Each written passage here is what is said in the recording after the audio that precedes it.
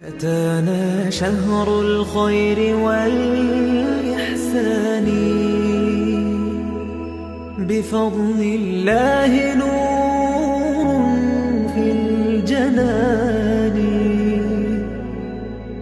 نصوم نهارنا حبا وشوقا ونرجو العفو من رب الأمان. اللہ تبارک و تعالی قادر مطلق ہے، کائنات کا مالک ہے اور بے نیاز ہے. بے نیاز رب پر کسی شخص کا کسی قسم کا کوئی زور نہیں چلتا. وہ اپنے فیصلوں میں قادر ہے، جو چاہتا ہے جس وقت چاہتا ہے جب چاہتا ہے کر دیتا ہے. وہ ایک کن سے ساری کائنات کو پیدا کرتا ہے، پھر اس کا حکم آئے گا، حضرت اسرافیل علیہ السلام سور پھونکیں گے اور ساری کائنات فنا ہو جائے گی. پھر وہ ایک حکم ہی جاری کرے گا تو لوگ اپنی قبروں سے نکل آئیں گے. اس کے حکم سے ہی میزان عمل قائم ہوگا، اسی کا حکم چلے گا، جنت اور دوزخ کے فیصلے ہوں گے. وہ حی ہے، وہ قیوم ہے، لیکن اس کے ساتھ ساتھ وہ بڑا مہربان بھی ہے. کوئی اسے مجبور نہیں کر سکتا، لیکن اگر وہ خود ہی رحمت کرے اور کچھ فیصلے وہ خود ہی کر لے تو پھر یہ اس بے نیاز کی بندہ نوازی ہے. قرآن مجید سورہ انعام میں سے ایک آیہ کریمہ کا کچھ حصہ اللہ تعالیٰ نے ارشاد فرمایا کہ کاتب ربکم علی نفسہ الرحمہ، تمہارے رب نے اپنے ذمہ کرم پر رحمت لازم کر لی. اس نے اپنے فضل سے فیصلہ کیا ہے کہ وہ رحمت ہی فرمائے گا. کریم جب غالب آتا ہے تو رحمت ہی فرماتا ہے، کرم ہی فرماتا ہے. دنیا میں بھی ہم اس کی رحمت کے نظارے دیکھتے ہیں،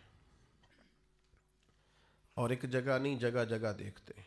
ایک بار نہیں بار بار دیکھتے ہیں.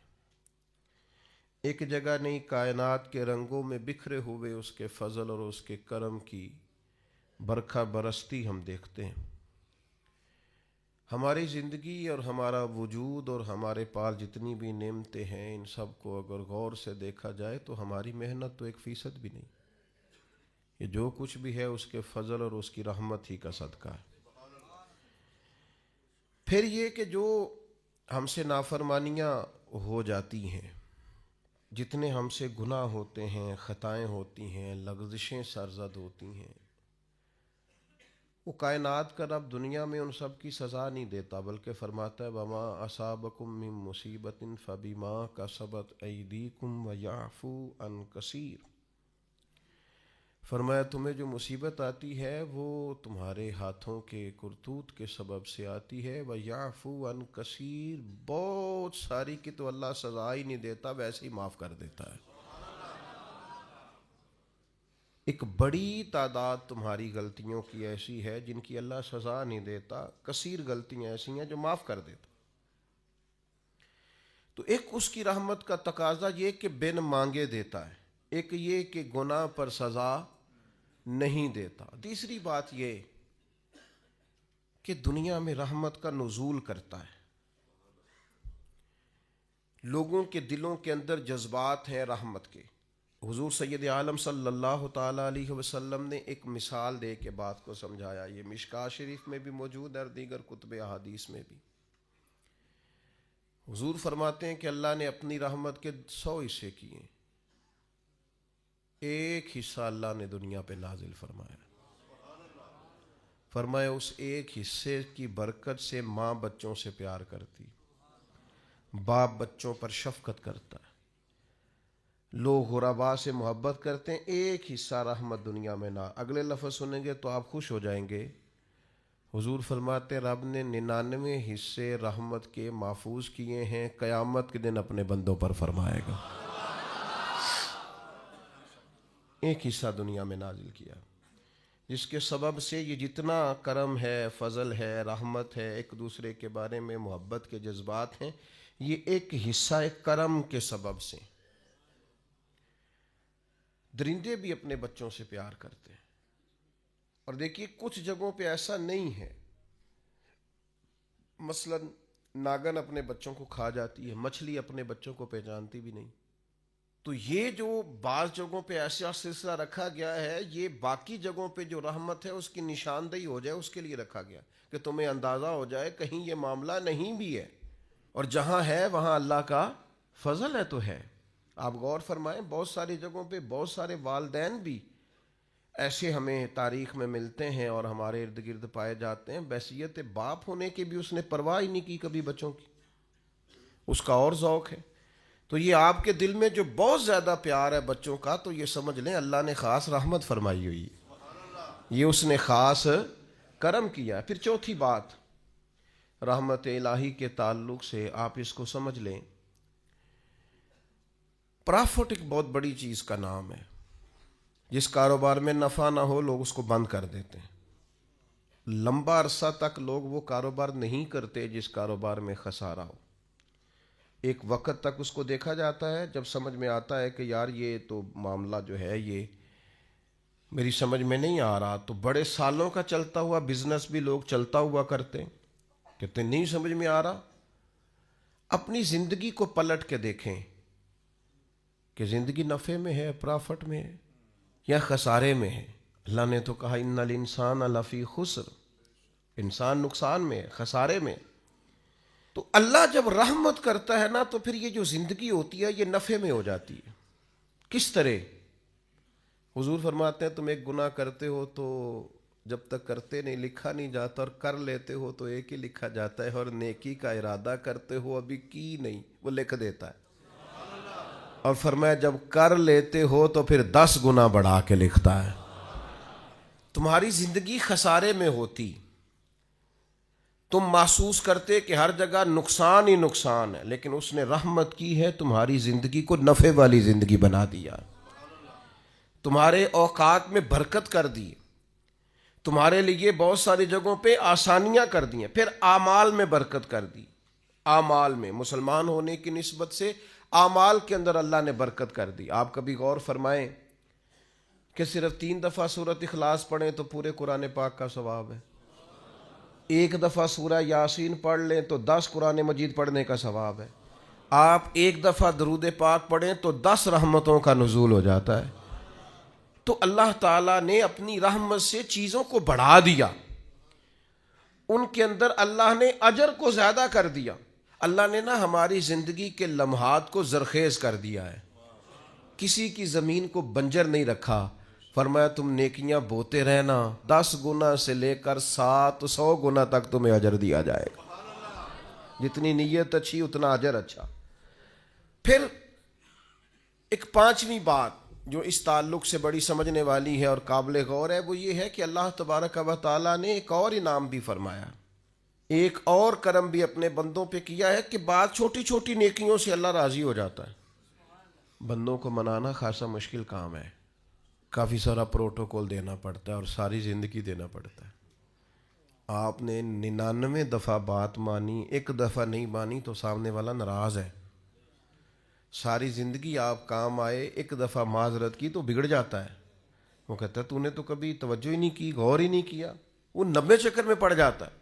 آپ کس حد تک جائیں گے؟ اور آپ یقین کریں کہ ذرا اگر آپ نے کسی شخص کو تنبیہ کر دی، آپ کی رائے اس کی رائے سے ٹکرا گئی، وہ جو کہہ رہا تھا آپ نے ہاں میں ہاں نہیں ملائی، آپ نے کہا نہیں میں یہ ٹھیک سمجھتا ہوں، بگڑ جائے گا۔ آپ محسوس کریں گے کہ لوگ صرف اس حال میں راضی ہیں کہ جس طرح کا وہ چاہتے ہیں آپ اس طرح کا بن جائیں، اور یہ ممکن نہیں ہوتا، یہ خاصا مشکل کام ہوتا ہے، لیکن وہ رب بڑا کریم ہے۔ ساری زندگی گناہوں میں گزارنے والی بی بی اور لتھڑی ہوئی اور آلودہ زندگی گزارنے والی اگر کوئی طوائف صرف ایک کتے کو چند قطرے پانی کے پلا دے تو مہربانی کر کے سارے گناہ معاف فرما دیتا ہے۔ یہ چھوٹے چھوٹے اعمال سے راضی ہو جاتا ہے. اس لیے نبی پاک علیہ السلام نے تاکید فرمایا تم نے نیکی کو چھوٹا نہیں سمجھنا, پتہ نہیں وہ کس بات سے گویا راضی ہو جائے. جو بھی خیر تمہارے ہاتھ آئے اس کو کر گزرو, جس حد تک ممکن ہو تم نیکی کرو, نہ جانے وہ کس بات سے راضی ہے. ابن ماجہ میں حدیث ہے, دیگر کتب احادیث میں موجود ہے, قیامت کے دن ایک اللہ کا نیک بندہ جنت میں جا رہا ہوگا تو رستے میں اسے کو روک کے کہے گا حضرت یاد ہے میں نے پانی پلایا تھا آپ کو, وہ یاد ہے نا میں نے وضو کرایا تھا, یا یاد ہے نا میں نے فلاں جگہ پہ فلاں آپ کی خدمت کی تھی. تو اللہ کے حبیب علیہ السلام نے ارشاد فرمایا اس ایک عمل کی وجہ سے اور اس نیک آدمی کی سفارش کی وجہ سے اللہ اس گناہگار کو بھی جنت عطا فرما دے گا. لیکن شرط یہ ہے کہ نیکی کرتا رہے آدمی. دیکھیں نا اللہ کی رحمت بہانہ تلاش کرتی ہے, قیمت نہیں مانگتی, بہانہ تلاش کرتی ہے. تو کوئی بہانہ بنانا چاہیے. دل ساڈا ہوندا ہے بہانہ بن جائے, پر بہانہ انج دا بنے کہ کچھ جیک لگے راتوں رات امیر ہوندا.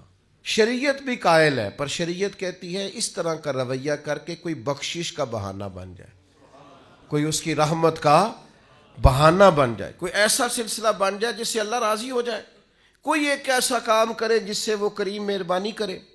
تو میرے بھائی ہر نیکی کے حصول کی کوشش کی جائے, چھوٹی سے چھوٹی نیکیوں کو بھی کبھی چھوٹا سمجھ کے چھوڑا نہ جائے. یہ چیزیں اللہ کی رحمت کا بہانہ بن. چھٹی بات, بعض اوقات انسان کی صرف سوچیں ہی اس کی رحمت کا بہانہ بن جاتی ہیں. لوگ اچھا بھی تو نہیں نہ سوچتے, گمان کا بھی تو بڑا مسئلہ ہے نا. لوگ سوچتے بھی بڑا خطرناک ہے. جو سوچیں ہیں نا, اسلام کے اندر باقاعدہ گمان پر پابندی لگائی گئی ہے کہ اجتنبوا کثیرا من الظن ان بعض الظن اثم. تم نے بری سوچ سے, برے گمان سے بچنا ہے. بعض گمان بھی گناہ ہے. سوچوں کو لوگ پابند نہیں کرتے, جو طبیعت میں آتا ہے سوچتے ہیں, اور کوئی ثبوت نہیں ہوتا, کوئی دلیل نہیں ہوتی, ان کے پاس کوئی مضبوط بات نہیں ہوتی, بلا وجہ منفی سوچتے اور نیرا سوچتے نہیں, خالی گمان کو ہی وہ اپنا نظریہ بنا لیتے ہیں.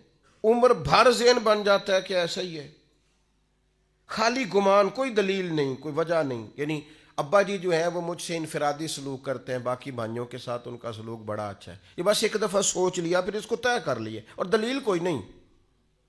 یعنی والد صاحب نے جس اسکول میں بھائیوں کو داخل کرایا اس کو بھی اسی اسکول میں ہی ہے.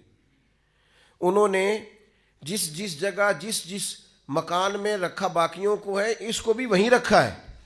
انہوں نے سارے رویے مشترکہ رکھے, لیکن اس کا ذہن بن گیا ہے کہ میرے ساتھ وہ والا پیار نہیں جو باقیوں کے ساتھ, اور پھر اس کو طے کر لیا اور عمر گزار دی اسی بات پر. تو گمان کو ٹھیک رکھنا, سوچوں کو ٹھیک رکھنا, نظریات کو پاکیزہ رکھنا. ہمارا جو گمان ہے نا وہ سیٹ نہیں ہوتا.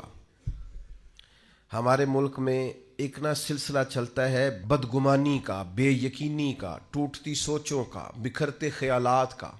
وہ کہہ کے نا کہ ساری دنیا گڑبڑ ہو گئی, تو محسوس ہوتا ہے کوئی بندہ اچھا بچا ہی نہیں. اور نتیجہ یہ نکلتا ہے کہ سوچیں ٹھیک نہیں ہوتی. سوچیں ٹھیک ہو جائیں نا, کبھی سوچیں. داتا گنج بخش علی حجویری رحمۃ اللہ علیہ نے لکھا ہے کشف المعجوب شریف کے اندر, داتا صاحب فرماتے ہیں کہ ایک شخص پہاڑ پر عبادت کرتا تھا اللہ تعالیٰ کی بنی اسرائیل میں سے, اور بڑا طویل وقت اس نے رب کی عبادت کی.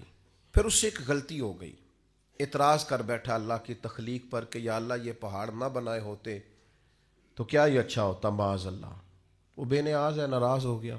اپنے اس وقت کے پیغمبر علیہ السلام کو وحی فرمائی کہ اس سے جا کے کہو تو میری تخلیق پہ اعتراض کرتا ہے, تیرا نام نیکوں کی صف سے کاٹ دیا ہے, نافرمانوں کی صف میں لکھ دیا. بندہ بڑا انوکھا تھا. اور یہ جو بندے کے اندر جذبات پیدا ہوتے ہیں, دراصل یہ بھی توفیق الہی ہوتی ہے. جب آ کے اس سے کہا نا کہ تیرا نام کاٹ دیا ہے, تو کہنے لگا حضور کاٹنا اور لکھنا چھوڑیے, یہ بتائیے میرے رب نے میرا نام لیا ہے؟ یعنی میرے رب نے میرا نام لیا ہے؟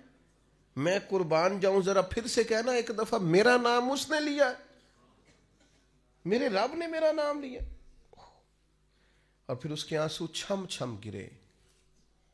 پھر وہ رویا اور کہنے لگا اس کریم کے حضور عرض کیجئے گا کہ اگر میرے لیے یہ فیصلہ ہو ہی گیا ہے کہ میں نافرمان ہوں, تو پھر میرا وجود اتنا بڑا کر دے کہ دوزخ میں ہی اکیلا پورا ہوں، میرا دل نہیں کرتا رب کا کوئی اور بندہ جہنم میں جائے۔ کبھی یہ گمان دیکھنا، یہ سوچ ایسا ہو تو نہیں نہ سکتا جب تک رب نہ چاہے۔ اس نے عرض کی کہ میرا وجود اتنا بڑا کر دیا جائے کہ میں ساری دوزخ میں پورا آ جاؤں، اللہ کا کوئی اور بندہ سزا نہ پائے۔ وہیں کھڑے تھے اللہ کے پیغمبر، پھر سے وہی آئی، کہا اسے کہو میں راضی ہو گیا ہوں، اسے کہو میں نے اسے معاف کر دیا، اسے کہہ دو میں نے اس کے لیے جنت کا فیصلہ کر دیا، اور اسے کہہ دو قیامت میں یہ جس جس کی سفارش کرے گا میں ان سب کو بھی جنت عطا کر دوں گا۔ لیکن شرط یہ ہے کہ سوچے تو ٹھیک ہوں، گمان تو ٹھیک ہو، ارادے تو ٹھیک ہوں۔ لیکن وہ جیسے میں نے شروع میں عرض کیا نا، ہمارے زمانہ تیز لوگوں کا زمانہ، وہ بڑی زبردست قسم کی منصوبہ بندی کرتے ہیں اور سارا کچھ چالاکی سے حاصل کرنا چاہتے ہیں۔ اکثر میں دوستوں سے کہا کرتا ہوں کہ پہلے ہم سنتے تھے پرانے بزرگوں سے کہ لوگ اپنے دوسروں کو شیشے میں اتار لیتے ہیں، تو یہ جو ہمارا زمانہ ہے اب تو شیشہ نہیں، اب تو لوگ شیشی میں بھی اتار لیتے ہیں، چھوٹی سی شیشی میں اتار لیتے ہیں، پتہ ہی نہیں چلتا۔ ایسی زبردست قسم کی لوگ بات سناتے ہیں کہ وہ سمجھ میں نہیں آتی، اور وہ سمجھتے ہیں کہ شاید یہ فن اور یہ بولنا اور یہ جو منصوبہ بندی ہے اور یہ جو میرے ذہن کی تیزی ہے یہ میرا کمال ہے۔ یہ تو اللہ کا انعام تھا، تو نے مثبت چیز کو منفی جگہ پہ استعمال کر کے ناشکری کی رب کی، یہ تیرے اوپر اللہ کا خاص انعام تھا، لیکن تو سمجھا ہی نہیں، تو نے غلط رنگ اختیار کیا۔ میرے عزیز یاد رکھیے گا، اچھے گمان سے اللہ راضی ہوتا ہے۔ اور پھر ساتویں بات،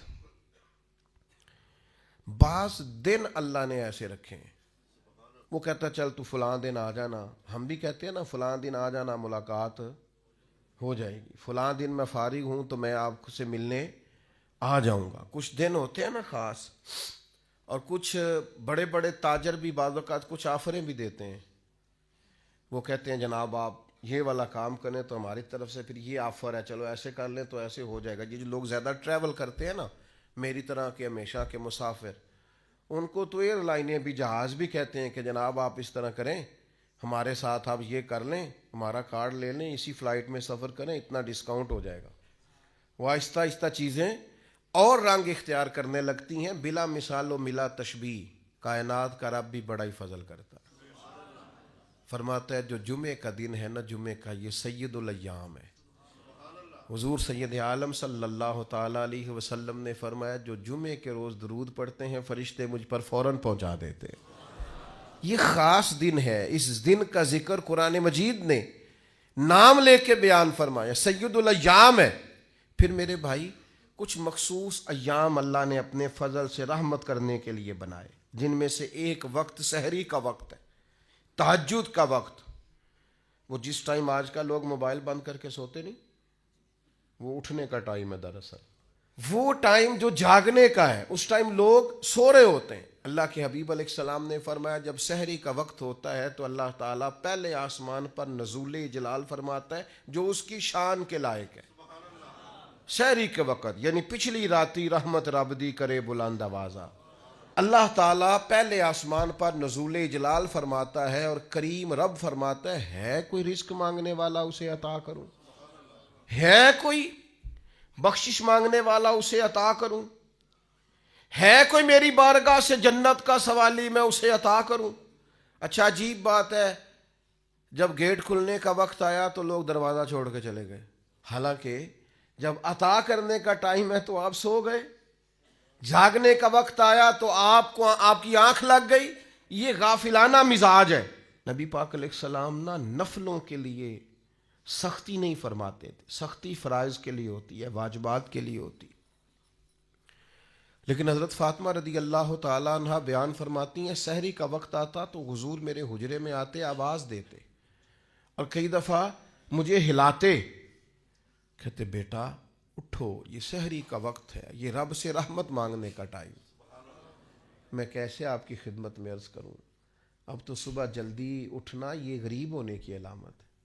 اٹھو، کبھی غور کرو، دیکھو کہ کچھ ایسے بھی رب کے عاجز بندے ہیں جو فجر کی نماز بھی جا کے اس منڈی میں پڑھتے ہیں جہاں سے انہیں امید ہے کہ میرا رب اس کے وسیلے سے رزق عطا کرے گا۔ سویرے اٹھتے ہیں، اٹھا جا سکتا ہے، یہ ہوتا ہے، تو سحری کا وقت ایک ایسا وقت ہے جس میں اللہ راضی ہوتا ہے. کیا کریں؟ کس طرح قوم کو سمجھائیں؟ کیا رویہ اختیار کریں؟ میں کبھی کبھی دوستوں سے کہتا ہوں میرا دل نہیں کرتا بعض باتیں کرنے کو، وہ محسوس ہوتا ہے کہ یار یہ تو زیادہ ہی آگے چلے گئے، لیکن کبھی کبھی مجھے فیل ہوتا ہے کہ ابھی تک ہماری قوم اس بات پر بھی تیار نہیں ہو سکی کہ کھانا کھانے سے پہلے بسم اللہ شریف پڑھنے کی عادت بنائی جائے. مجھ سے ناراض نہ ہونا، آپ پڑھتے ہوں گے، لیکن میں اپنا نظریہ عرض کر رہا ہوں کہ اب اس کے لیے کوئی پی ایچ ڈی کرنے کی ضرورت ہے؟ یہ کوئی مسئلہ ایسا ہے کہ جس کے لیے فقہ کی 4 کتابیں پڑھیں گے تو سمجھ میں آئے گا کہ کھانا کھانے سے پہلے بسم اللہ؟ تو جو قوم، یعنی بالکل بنیادی اور ضروری بات ہے کہ آپ کھانے سے پہلے بسم اللہ پڑھ لیں، اور میرا خیال ہے یہ بچے کو ویسے ہی آتی ہے. ہو سکتا ہے جس کو با کی پہچان نہ ہو، سین کی پہچان نہ ہو، میم کی پہچان نہ ہو، الف کی اور لام کی پہچان نہ ہو، ہا کی پہچان نہ ہو، اسے ویسے ہی آتی ہو، زبانی یاد ہو گئی ہو، لیکن عادت کس نے بنانی ہے؟ مزاج کس نے بنانا؟ بالکل بنیادی باتیں بھی اگر ہم ان پر غور نہیں کریں گے تو پھر میرے بھائی بڑے بڑے فلسفوں کا اور بڑی بڑی باتوں کا پیچھے کیا رہ جائے گا؟ تو سحری میں اٹھنا، فجر میں اٹھنا، نماز کا پابند ہونا، بہت پیچھے رہ گئے وہ والدین. سننا مجھ سے اور مجھ سے ناراض نہ ہونا جس نے اپنے بچے کو ایم فل تک پڑھا لیا ہے اور ایم ایس سی تک کرا لیا ہے، پر وہ بڑا پیچھے رہ گیا ہے. جس نے سارا کچھ تو کرایا ہے پر اپنے بچے کو سجدے کا طریقہ نہیں بتایا، وہ نمازی نہیں بنا سکا، عبادت گزار نہیں بنا سکا، صبح اٹھنے کا سلیقہ نہیں بتا سکا، پیچھے رہ گیا، نقصان میں رہ گیا، کمزور رہ گیا.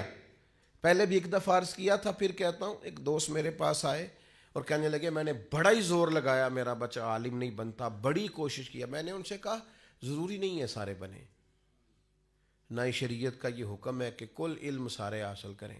آپ ایسا کریں، عالم نہیں بنتا تو اچھا مسلمان بنا دیں، اس کے اخلاق درست ہونے چاہیے، اس کی عبادات کا معاملہ درست ہونا چاہیے، اسی پر اللہ کی رحمت برس جائے گی.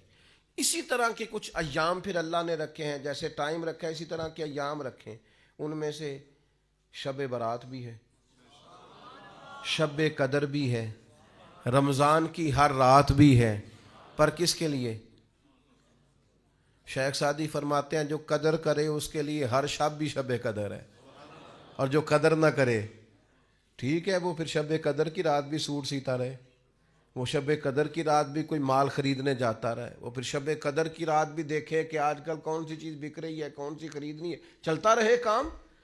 اگر قدر کرے گا تو ہر شب شب قدر ہے، اور اگر قدر نہ کرے تو جتنی مرضی شب قدر گزر جائے.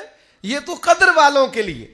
آپ اس کو سمجھ لیں، اس پر غور کر لیں کہ اللہ نے وقت دیا ہے کہ آ جا رحمت برسے گی، تو شب برات پہ آ جا کرم ہو جائے گا. یہ نہیں آیا سویا ہوا ہے، آ جا شب قدر کی رات کرم ہو جائے گا، نہیں آیا سویا ہوا ہے. وہ تو کہتا ہے کتب ربکم علی نفسہ الرحمہ، تیرے رب نے اپنے ذمہ کرم پر رحمت کو خاص کر لیا ہے، پر آ تو صحیح نا.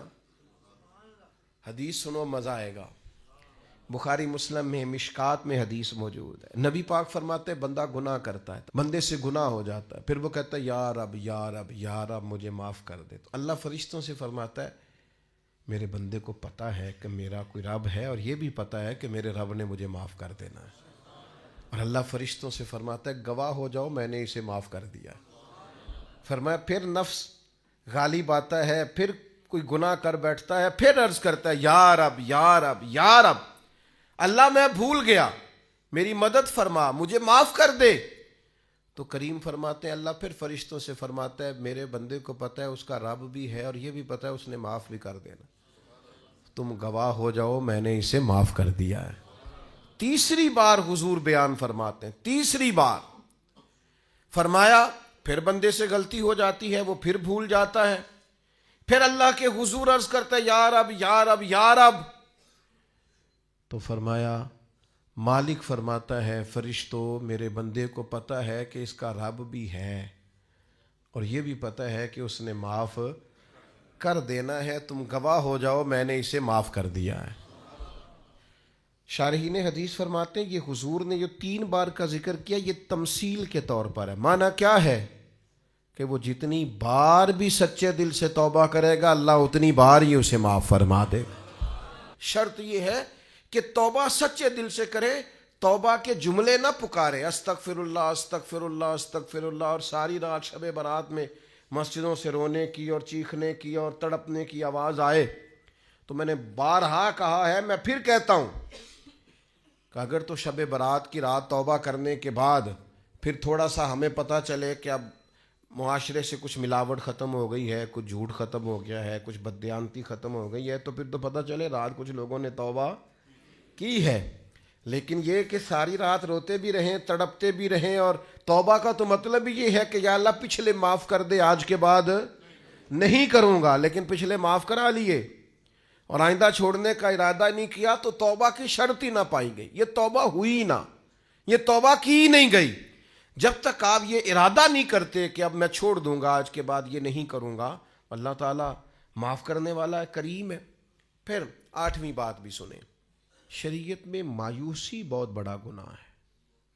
یعنی ساری رپورٹیں بھی غلط آ جائیں نا, ڈاکٹر نے بول دیا ہے کہ بھئی مشکل ہے آپ کا بچنا, اس وقت بھی یہ امید چھوڑنا ناجائز ہے کہ میں نہیں بچوں گا. اس وقت بھی امید یہی رکھنی چاہیے کہ میرا رب اگر فضل کرے تو فوراً شفا عطا فرما دے. یہ ضروری امر ہے, ضروری. آپ کو ہر کاروبار میں نقصان ہوا ہے, آپ نے جتنی بھی صحیح کی ہے آپ کی آگے نہیں بڑھ سکی, بڑی جد و جہد کی ہے, آگے نہیں آپ جا سکے, آپ کو بار بار پیچھے لوٹنا پڑتا ہے, بار بار آپ محسوس کرتے ہیں کہ میرا نقصان ہو گیا ہے. لیکن آپ کے لیے یہ سوچنا منع ہے کہ مجھے اب میں کبھی بھی آگے نہیں بڑھ سکتا, میں تو بس جی ختم ہو گئی بات, میں تو تھک گیا ہوں یہ کر کر کے. حکم یہ ہے کہ تو خدا کا نام لے کے آگے بڑھ, وہ بڑا کریم ہے, فضل کرے گا اور اتنا رزق دے گا کہ کبھی سوچا بھی نہیں ہوگا. یہ سوچیں شریعت کے اندر ضروری ہیں. یعنی علماء کا, فقہاء کا, محدثین کا ایک متفقہ فتویٰ ہے کہ رحمت الہی کی امید رکھنا واجب ہے. یہ ضروریات دین کا مسئلہ ہے کہ آپ اللہ کی رحمت کی امید رکھیں گے کہ میرا رب بڑا کریم ہے. ہمارے بزرگ کہا کرتے تھے کہ جب بھی آپ چل پڑیں گے نا منزل انشاءاللہ آ جائے گی. شرط چلنا ہے, شرط اٹھنا ہے, شرط سفر شروع کرنا ہے. آپ جب چلیں گے تو منزل آ جائے گی, آپ محسوس کریں گے کہ منزل آ گئی. میں یہ تو نہیں کہتا میں نے زندگی میں بڑی محنت کی, لیکن سفر بڑے بڑے لمبے کیے. یہ بھی گزشتہ 1-2 مہینے پہلے کی بات ہے, ہمیں بلوچستان جانا تھا اور پھر کچھ ایسا معاملہ ہوا, انہوں نے کہا رستہ ٹھیک نہیں ہے, پر ہمیں پہنچنا بھی ہر صورت رات کو حیدرآباد میں تھا, اور سفر وہ فلائٹ جو ہے وہ کنیکٹ نہیں ہوتی, سارا بائی روڈ سفر تھا. تو کچھ تھوڑی سی نا 1-2 دوست نے ہمت دلائی, انہوں نے کہا جی اللہ خیر کرے گا, تو اللہ نے خیر کر دی. وہ چل پڑے اور بڑے بر وقت پہنچ گئے, سارے کام ہو گئے جتنے جتنے منصوبے میں تھے. تھوڑا سا نا ہمارے ہاں نا اب ہمتیں دلانے کا ماحول بھی ختم ہوتا جاتا ہے. اور میں آپ کو عرض کرتا ہوں جوانوں کو, بعض بزرگوں کو بھی ضرورت ہوتی ہے کہ ان کی ہمت دلائی جائے, ان سے کہا جائے کچھ بھی نہیں انشاءاللہ خیر ہو جائے گی.